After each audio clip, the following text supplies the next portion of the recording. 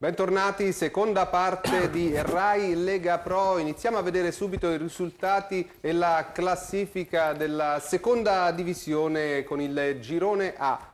Si è giocata la 29esima giornata nel girone A. Alessandria Cuneo 2-1, successo del Porto Tolle per 1-0 in casa del Bellaria. Il Renate ha vinto 4-1 sul campo del Bra, Castiglione Rimini 2-0, Monza che ha vinto il derby in trasferta con il Mantova per 1-0, il Bassano ha vinto 2-1 in casa della Pergolettese, Sant'Arcangelo è tornato al successo dopo 10 giornate, ha battuto 4-2 il Real Vicenza, 1-1 tra la Spal dei nostri ospiti e il Forlì e 0-0 tra Virtus Verona e Torres. La classifica dopo 29 turni del girone A di seconda divisione vede il Bassano matematicamente promosso nella Lega Pro unica del prossimo anno, 60 punti, 17 lunghezze di vantaggio sul nono posto, dunque ormai raggiungibile a 5 turni dalla fine con 15 punti in palio. Renate e Monza, dunque la Brianza appaiata al secondo posto a quota 50, Sant'Arcangelo 48 punti, Spalla Alessandria 47, Mantova 45, Real Vicenza 44, Torres 43 in una classifica cortissima tra la quarta e la nona posizione, poi Forlì 39 punti, Porto Tolle 38, Virtus Verona 37 punti, Cuneo e Rimini 36, Pergolettese 33 punti, Castiglione 26, Bellaria 12 punti e Bra 9, queste ultime due già aritmeticamente da tempo retrocesse tra i dilettanti. Mario, insomma una situazione di classifica come la vedi? Molto avvincente anche qua per quanto riguarda la zona promozione. Beh certo, il Bassano ormai è Lega Pro sicuro, grande cavalcata di questa squadra, Renate 50 punti. Insieme al Monza, quindi insomma... E poi c'è il Monza che ieri con la vittoria sul Mantova ottiene la quinta vittoria consecutiva in trasferta, perciò E poi c'è la Spal che è anche solo 1-1, comunque lì davanti la classifica è così corta che un paio di settimane fa voi eravate secondi o terzi, ma è stato un pareggio e... È tutto molto corta una classifica ancora, però voi siete abbastanza tranquilli o no? No, tranquilli no. Diciamo che noi siamo in una buona posizione, che avremmo messo la firma tanti mesi fa. Bravo. Per essere a 5 giornate dalla fine in questa posizione.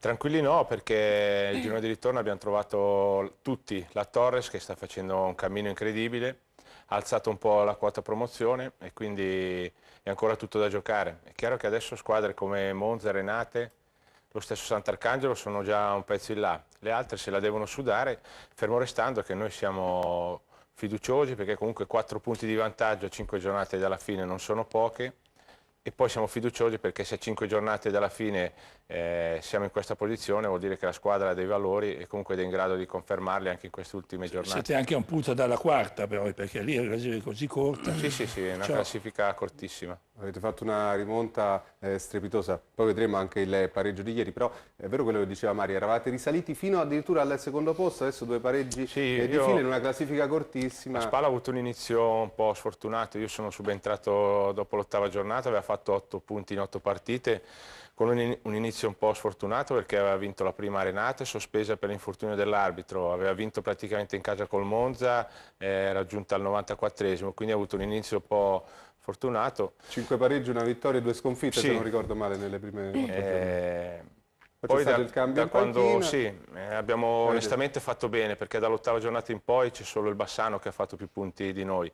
È chiaro che questo non basta, nel senso che non è ancora servito per raggiungere l'obiettivo vero che è quello di arrivare nei primi 8, però la squadra veramente ha fatto da lì in poi benissimo, su questo non c'è niente da dire.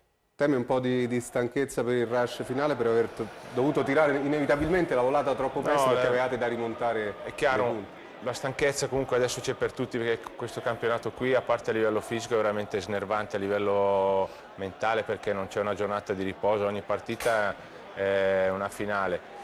Bisogna avere fortuna anche negli infortuni, nelle squalifiche, cosa che noi non abbiamo avuto ieri, però abbiamo una rosa di qualità equilibrata, quindi sono convinto che riusciremo a sopperire anche per dire alle assenze che avremo domenica.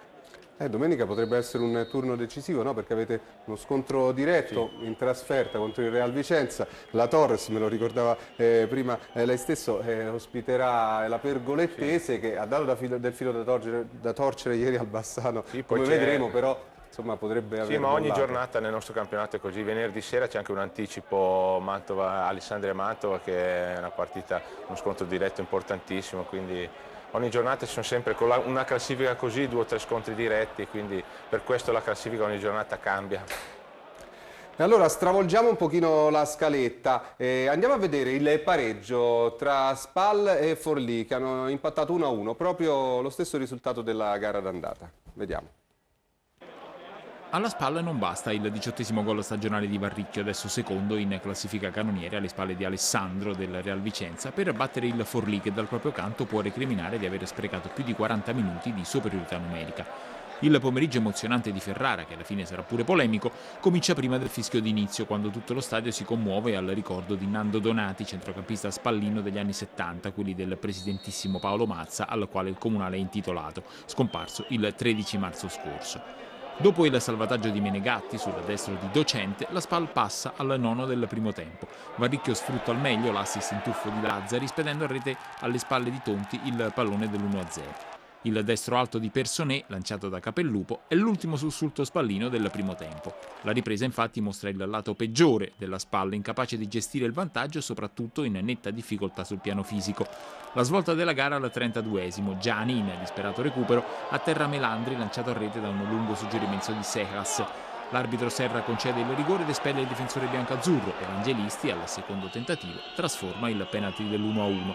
Da lì in avanti la gara diventa brutta, spezzettata e nervosa. Ne fa le spese ancora la Spal con l'espulsione contestata di Buscaroli per fallo su Gidai, soprattutto perché priverà i biancazzurri domenica prossima a Vicenza dello stesso Buscaroli, ma anche di Gianni e di Lebran, diffidato e ammonito. Quello che si preannuncia come uno spareggio non comincia certo sotto i migliori auspici. Dunque mister, insomma un finale un po' insomma, non felice dal punto di vista delle scelte arbitrali. Abbiamo visto l'espulsione di Buscaroli, sembrava aver colpito il pallone, e quella ancora prima di Gianni che ha provocato il rigore poi calciato 2 volte da Evangelisti. Vabbè, sì, c'è stata un po' di confusione nel finale. Il problema di un arbitro secondo me è che purtroppo a volte è decisivo nel risultato di una partita, a volte a favore, a volte a sfavore. Dicono sempre che l'arbitro bravo è quello che passa inosservato, diciamo che quello di ieri da noi non è passato inosservato. Io sono anche del parere che però poi bisogna chiudere, nel senso che bisogna avere la forza di accettare comunque anche delle decisioni che magari si possono rivedere e magari sbagliate, bisogna avere la forza di accettarle perché può succedere. Quindi per quello che mi riguarda il discorso arbitro finisce lì, perché non ha senso poi andarne avanti, perché non se ne trae nessun vantaggio e bisogna avere la forza di riconoscere che comunque arbitrare una partita di calcio non è facile. Non è facile. No. E il pareggio del Forlì comunque l'hanno meritato? Sì, il pareggio il Forlì l'ha ampiamente meritato, perché noi abbiamo fatto un buonissimo primo tempo. Abbiamo sofferto il secondo perché ci sono delle squadre adesso dietro alle prime 8, le prime 9 come Cuneo e Forlì, che in questo momento valgono quelle che stanno davanti e non sono assolutamente facili da affrontare, e quindi il Forlì ha meritato il pareggio in virtù di un secondo tempo migliore del nostro, fermo restando che per noi è un pareggio che va bene, un risultato normale in un campionato del genere, che anche questo lo dobbiamo accettare con serenità, muove la classifica, dimostra ancora una volta comunque che la squadra è solida e quindi va bene così. Un po' di stanchezza nel finale, il discorso che facevamo prima, la grande rimonta che avete fatto? Sì, può essere una cosa che dobbiamo analizzare. Adesso la nostra non è una rosa omogenea, nel senso che abbiamo cambiato abbastanza a gennaio, quindi c'è gente che viene che non ha avuto la preparazione, chi giocava poco, chi era da un'altra parte, quindi è una cosa che dobbiamo analizzare, anche se abbiamo una squadra abbastanza giovane e quindi i giovani recuperano in fretta, non credo che sia quello un problema. Massimo, il calendario com'è il vostro calendario? Ma il calendario, noi abbiamo 3 partite fuori, 2 in casa. Andiamo con Real Vicenza domenica, che è uno scontro diretto, poi abbiamo la Pergolettese fuori, la Virtus Vecom in casa, andiamo a Mantova la penultima e Bellaria in casa. E quindi è un calendario comunque abbastanza difficile, nel senso che in questo campionato, e ho fatto l'esempio prima del Castiglione, non regala niente a nessuno, e qui si può veramente vincere o perdere con tutti tranquillamente. Se uno sbaglia la partita può andare incontro a brutte sorprese con chiunque. Domenica avrete 3 squalificati perché oltre ai 2 espulsi c'era anche un giocatore diffidato. Sì, che domenica ne abbiamo 4 perché oltre ai 2 espulsi avevamo Lebrun e Landi diffidati che sono stati ammoniti. Sono assenze pesanti, però da gennaio, quando il direttore ha fatto il mercato, la rosa è molto più equilibrata e più omogenea da quel lato lì, e quindi abbiamo giocatori in grado di sostituire chi manca, fermo restando che sono comunque assenze importanti. Direttore, abbiamo sentito anche nel servizio, ieri è stato ricordato Nando Donati, l'ala imprendibile della SPAL degli anni 70, scomparso 11 giorni fa. Il 13 marzo la SPAL di Paolo Mazza, a cui è intitolato adesso lo stadio, è quella la società, la SPAL a cui puntate? Ma adesso ripercorrere quelle strade sarà difficile perché comunque hanno fatto la storia di questa gloriosa società. Solo il fatto di poter essere accostati a questo riempie di orgoglio, però noi abbiamo sicuramente una società seria che a Ferrara era un po' che non c'era, quindi abbiamo la possibilità tutti di lavorare serenamente. I giocatori hanno solo ed esclusivamente il compito di pensare ad allenarsi, a fare la loro professione, e quindi questo è sicuramente un punto di vantaggio per i ragazzi che giocano per noi. SPAL che oltretutto è rinata proprio nel 2013, insomma è una società giovane con il nome appunto di SPAL 2013, no? Dopo la non iscrizione della vecchia società e poi esatto, quest'estate con la Giacomense, no? Sì, quest'estate la proprietà è cambiata, la SPAL, lo staff diciamo della vecchia Giacomense è entrato a far parte della SPAL. Adesso siamo SPAL vera e propria, quindi abbiamo il marchio, l'ovetto e tutto, quindi siamo la società di Ferrara, la SPAL, e quindi abbiamo un grande compito, abbiamo una città intera che sogna per questa squadra, ha fame di calcio, e noi dobbiamo assolutamente essere in grado di realizzare questo sogno che ha tutta la città, di entrare in questa Lega Pro Unica, che è un campionato importantissimo e di grande valore. Vi manca soltanto di prendere anche l'ex allenatore della Giacomense. Scherzi a parte che era l'attuale tecnico, appunto, Massimo Gadda. State quindi riportando il grande pubblico a Ferrara, no? Tanti spettatori a seguire le partite, 5.000, insomma numeri importanti per la Lega Pro. Ma la piazza di Ferrara onestamente non ha molti eguali in Lega Pro, quindi per noi questo è un compito importante che ci gratifica tutte le volte che entriamo in questo stadio fantastico che è il Mazza, e sicuramente la squadra è stata brava con sicuramente il grande merito del mister a riportare pubblico allo stadio, e dall'altra parte la società comunque è sempre presente, puntuale, e non fa mancare niente ai ragazzi, come dicevo prima, quindi le componenti ci devono essere tutti per fare dei grandi risultati, e in questo momento siamo in una buona posizione, però non abbiamo ancora raggiunto l'obiettivo che deve essere raggiunto assolutamente. Sabato ero a Ferrara per una partita di calcio a 5 del Caos al Palamit 2B, anche lì insomma c'era il pienone. Che rapporti siete con la squadra di calcio a 5? Avete degli interscambi? No, noi siamo andati proprio col mister a vedere una partita una volta, e abbiamo diciamo molti rapporti col basket, perché il presidente del basket è un socio della SPAL insieme ai Colombarini, Mattioli e l'ingegner Bulgarelli, quindi lo sport di Ferrara c'è molta sinergia insieme. Caos Ferrara che è secondo in classifica nel campionato di Serie A di calcio a 5. Insomma, quindi una SPAL che insomma un pochino rallentato con questi 2 pareggi, ma conserva comunque 4 punti di vantaggio appunto sulla nona in classifica la Torres. Adesso andiamo un po' a riprendere il discorso per quanto riguarda il Bassano, le prime della classifica, appunto Bassano che non fa sconti, vince anche sul campo della Pergolettese, forse stronca le ultime speranze della Pergolettese di raggiungere i play-out e come detto stacca matematicamente il biglietto per la prossima Lega Pro. Andiamo da Tiziana. Sì, andiamola a vedere allora questa vittoria per 2-1, una vittoria in rimonta che significa certezza aritmetica della Lega Pro per il Bassano. Pergolettese però in vantaggio con un bellissimo destro al volo dal limite di Cerniglia.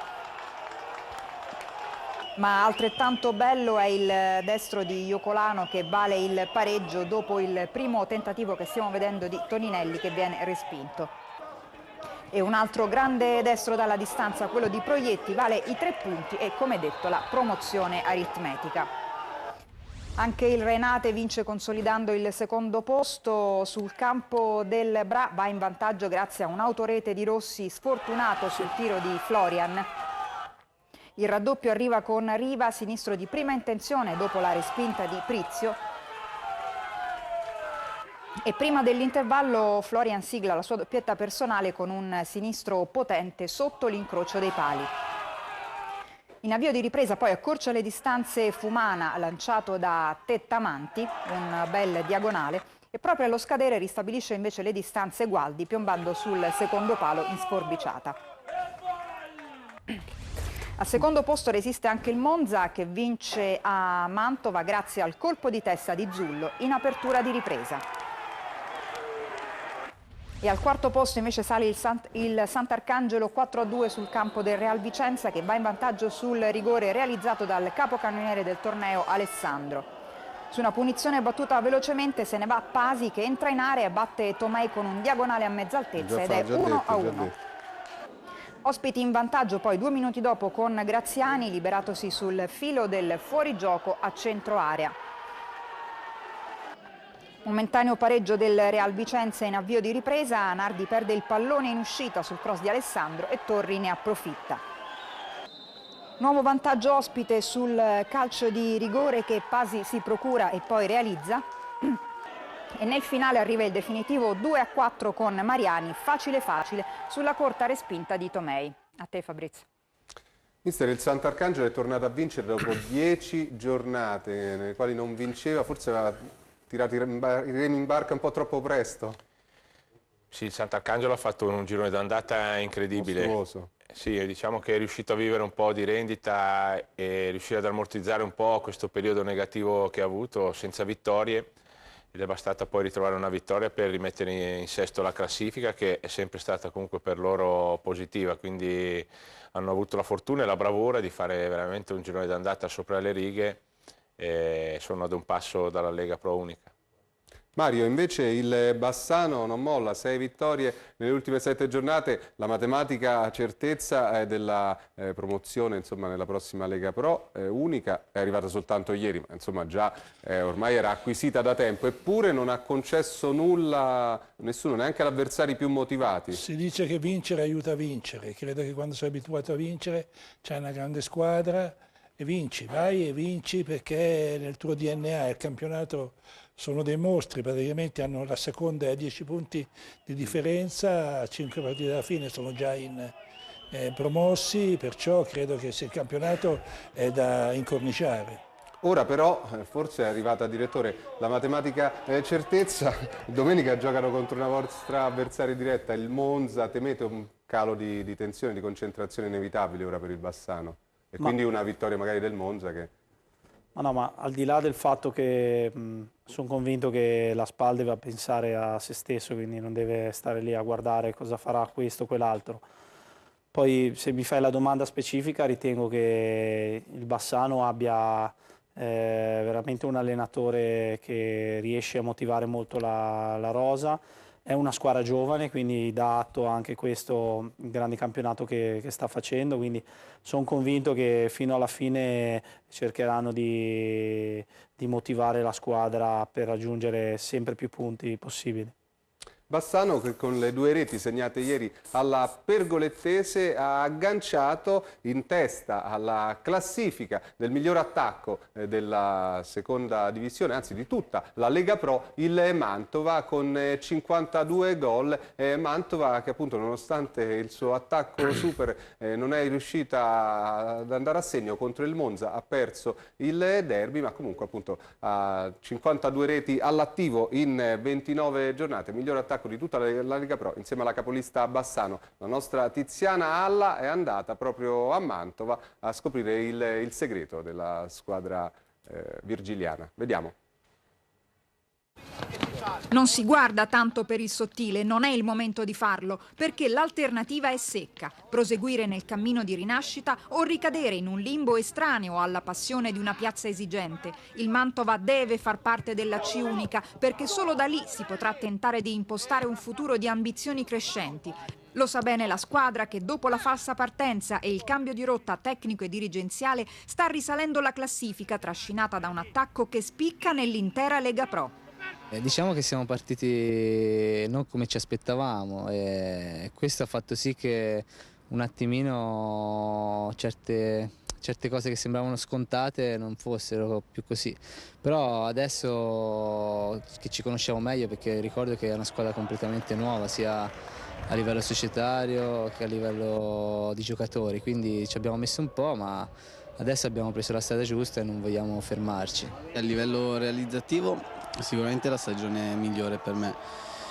Poi bisogna ringraziare, come ha detto anche Simone, i compagni, perché se riesce a fare tanti gol e la squadra ha fatto tanti gol quest'anno vuol dire che è merito di tutti e siamo tutti bravi, abbiamo delle qualità e quindi a livello realizzativo le stiamo avendo, insomma.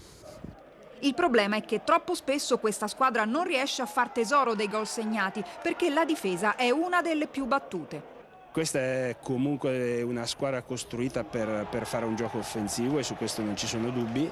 È una squadra che gioca con 3 attaccanti veri che restano sempre alti e per cui magari in fase di non possesso qualcosa si concede sempre, ed è questo uno dei nostri problemi, anche se lo stiamo parzialmente risolvendo.